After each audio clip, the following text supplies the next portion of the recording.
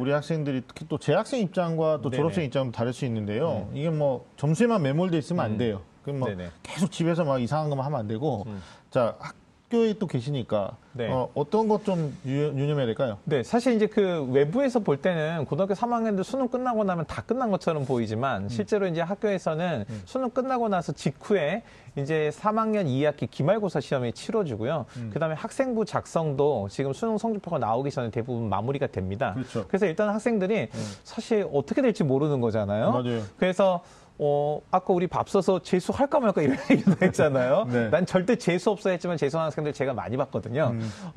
기말고사 마지막까지 사실 지금 이 시기에 기말고사 성심성의껏 보는 거에 할 게 없어요. 그래서 성심성의껏 그다음에 본인이 공부했던 거 다시 돌아본다, 기본 확인해 본다 이런 관점으로 기말고사 충실히 보시고 그다음에 학교생활 기록부 같은 경우도 그냥 무심히 내버려 두면은 본인이 반드시 기록해줘야 되는 거 기록 안 될 수 있거든요. 네. 끝까지 챙기는 것도 필요할 것 같습니다. 작성 기준일이 12월 7일까지니까 네네. 그것도 챙기셔야 네. 되고, 누구 말씀처럼 애들이 공부를 다 안 하거든요. 수능 끝나고는 학교 시험 대비를 안 하니까 한 번도 해보지 못한 반 1등을 한번 이번에 해본다, 뭐 이런 각오로 한번 해보는 것도 좋을 것 같고.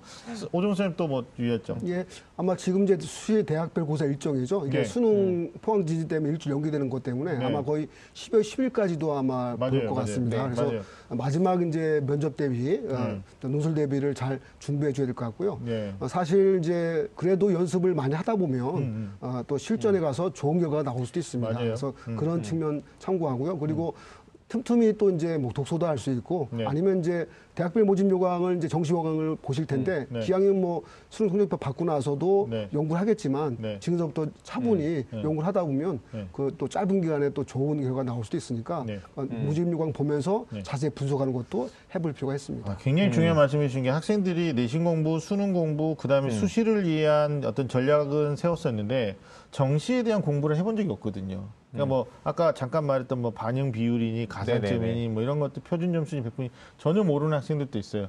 뭐 이런 개념적인 것들을 좀 시간을 갖고 정리했으면 좋겠고, 또 학교에서는 네. 실제로 학생부 작성 기준이 7일까지니까 네. 애들이 학교에 나오잖아요. 그럼요. 그럼 네. 뭐 여러 가지 뭐 운전면허나 뭐 네일 아트 뭐 이런 뭐 이런 이벤트들도 많이 하고 그러는데, 뭐 그런 것들을 이제 졸업하고 나서 본격적으로 하면 되는 거고, 네네네. 일단은 본인이 그동안 해왔던 학교 생활을 정리하는 것들이 올바르게 잘 정리가 되는지를 좀 확인하는 게 무엇보다 필요할 거고요. 네. 저는 이제 한 가지 이제 우리 학생들한테 좀 꼭 얘기하고 싶은 게 뭐냐면, 사실 성적표 받고 나면은 어떻게 보면 그때부터는 숫자만 가지고 뭔가 이야기를 주고받아야 되는데, 네. 그 학교 선생님 잠깐 말씀하셨는데 우리 학생들 실제로 정말 놀랍게도 표준 점수, 원점수, 그 다음에 등급이라든지 백분이라든지 이런 그 지표에 대한 이해가 부족한 경우에는 맞아요. 상당히 자기 스스로 혼란스럽게 이해할 수 있고요. 그렇게 됐을 경우에는 정말 중요한 순간에 정말 말도 안 되는 판단을 하는 경우도 있어서 그런 이 정시 지원과 관련된 기본적인 개념들을 이해하는 것도 필요하고요. 네. 제가 뭐 그 방송 프로그램에서 본 적이 있는데 초등학생들 그 답안지에 네. 이 그 우리나라 속담을 묻는 그런 얘기가 오고 갔는데 사돈의 팔촌이 땅을 사면 땡땡땡땡 했더니 이제 어른들은 배가 아프다 하는데 초등학생이 한번 가본다 이렇게 썼다고. 네.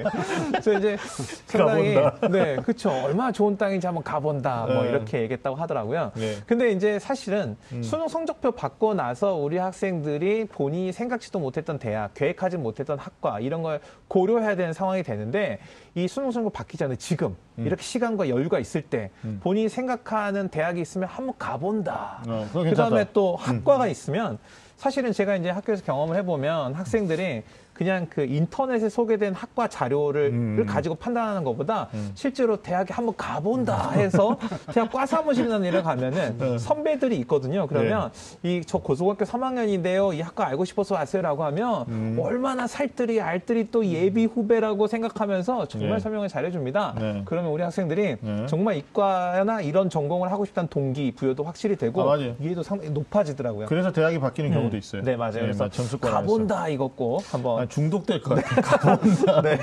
알겠습니다.